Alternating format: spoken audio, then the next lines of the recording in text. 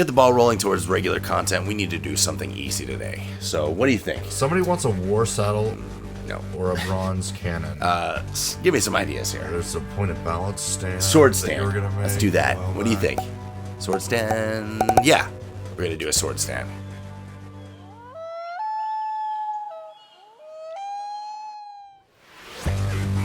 This is perfect. Look at this. The exact same wood that I used to build the stand the first time. I don't even know how many years ago. It's not a solid block, but rather several pieces of oak laminated or glued together. If you're going to use this video to assist you in making a point of balance stand, use whatever wood you want. There are some good choices and there are better choices, and if the wood is in constant contact with the bare metal of your sword blade, you may want to stay away from certain woods that tend to be more acidic. Just a thought. I'll give you the measurements here on the screen. This is red oak. It is a bit acidic, and I used to put a small piece of cloth in the groove at the top where the sword sits, but I don't much worry about that anymore. I handle my swords a lot, and they're inspected and oiled frequently. If you were going to leave it there for a couple of years without checking on it, you might want to throw in something in the groove as a barrier if the wood you choose is acidic. What I like about this point of balance stand is that it's so glossy. I really like that look. When I was making it, I was thinking this should look like a stone, a rock, and that's why it has sort of these ripples. We'll make it the same height as the original, 5.5 inches, and that'll allow clearance for the cross guard on most swords. A two-hander with a very robust guard might require a taller stand, but this one should accommodate most. Two of the sides are tapered just slightly. It's only 1/4 inch, so it's subtle. If I was going to use a type of wood that's not rock hard like oak, I would just probably sand those two sides, but today we're going to be cutting them off. Measuring 1/4 inch from the side, we're going to make a mark, and then connect that to the bottom of the stand. And since it's difficult to see with pencil, it's actually difficult for me as well to see, I'm going to use a marker and go over the lines. Since we're going to be sanding these areas significantly, we don't really need to worry about any Sharpie marks on the finished stand. It's best to clamp the wood down. Also, I'm going to be cutting off the sides first, since I want the last cuts that I make to be separating the stand from the rest of the wooden post. It's really hard to make cuts if you've got this small piece of material, so we don't want to cut it off from the post until we're like done. The circular saw that I'm using is going to have no trouble with the oak at all, but unfortunately, I didn't get a really good shot of the actual cut that I'm making. Just eyeballing it here, my lines look pretty crooked. Hopefully, it won't be a huge issue.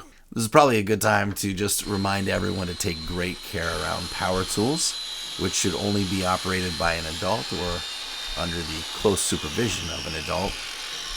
I don't think any kids watch this channel, but just want to make sure we're covered there. You can see how bad of a job I did here. I could have taken a little bit more time with the cut, but still not too worried. We can now safely cut off the stand from the rest of the post.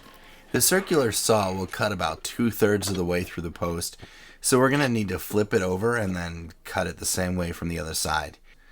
I think we can make 6 or 7 other stands with this material.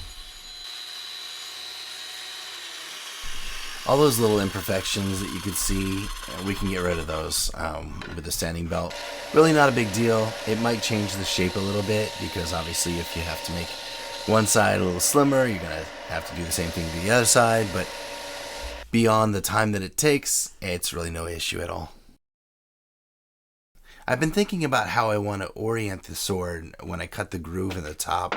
In the old stand, the groove ran parallel with the boards, but I'm thinking that the groove should actually go the other way with this one. And that way the long side of the stand runs parallel with the long side of the blade, or the long blade of the sword, if that makes sense. I think it'll just look better. Also, I want to give it a more finished look, and so I think it actually needs like a bevel at the top. There's something to finish that edge a little bit better than the last one. I'm just eyeballing it for the bevel. There's no measuring or anything. And then once the lines are all pretty straight, I'm gonna ruin them. So I want to make the edges seem pretty random and do that without creating a super lopsided block. And so it takes a little bit of finesse, I guess, sort of just keeping your eye on the shape. To make finer cuts in the wood, I'm going to use a sanding disc coupled with a drill.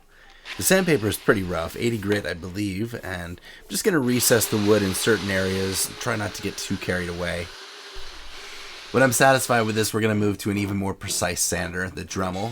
I'm using it on nearly every woodworking project these days, it seems like.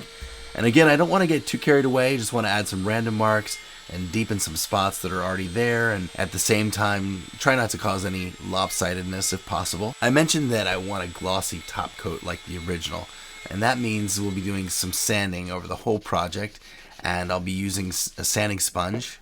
I want to add a groove to the top last.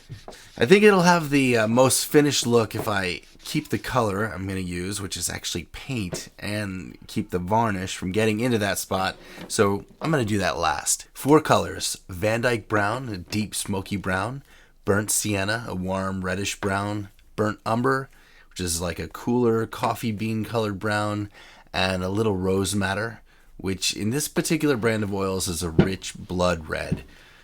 These are all budget oils, fairly inexpensive oils that I use in my paintings. This is, by the way, my favorite part of this project. It's also very messy because I'm going to be doing some finger painting. Oils can stay on your hands for days or longer, so you definitely don't want them to come into contact with your skin if possible. Like the original stand, this one will be darker near the base, and I'll keep the brighter colors, lighter Burnt Sienna and the Rose Madder near the top.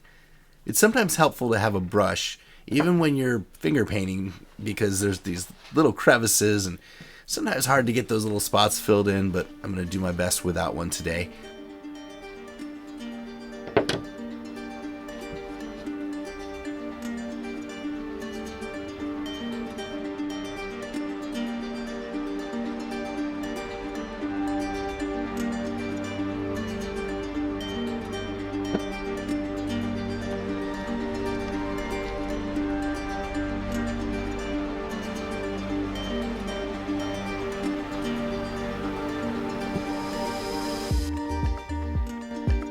Once it's covered in paint, we're going to remove some of the paint by brushing it off with a towel.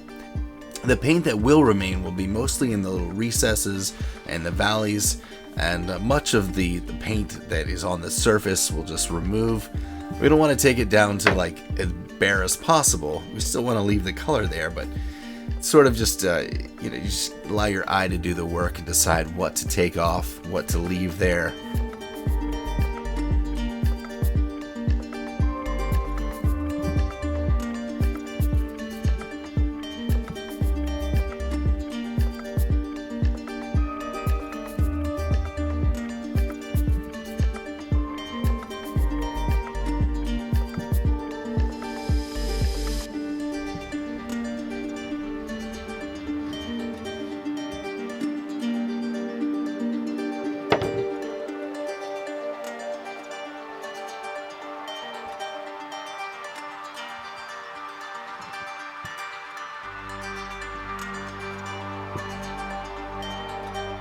Oil paints do take a considerable amount of time to dry, and at this point in the making of the video, it's been almost 36 hours since I've finished painting this.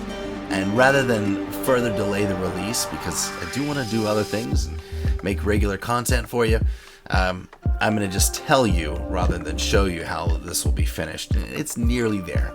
So when the paint's fully dry, I will be using Minwax fast drying polyurethane clear gloss with a brush. The stand will likely need 2 to 4 coats sanding in between. Once it's dry enough to handle, I'll use a rasp or a metal file with a diamond cross section in the direction that I want the sword to sit. Of course, you're going to be able to see it on a future video, and I think I'm going to make 6 or 7. These will be on Etsy, so you probably can get your hands on one too. Don't worry, I won't torture you with a part 2, but thanks for watching today, guys, and thanks for being here. I really appreciate it. Thank you so much to my Patreon supporters as well. And until next time, be well, my friends.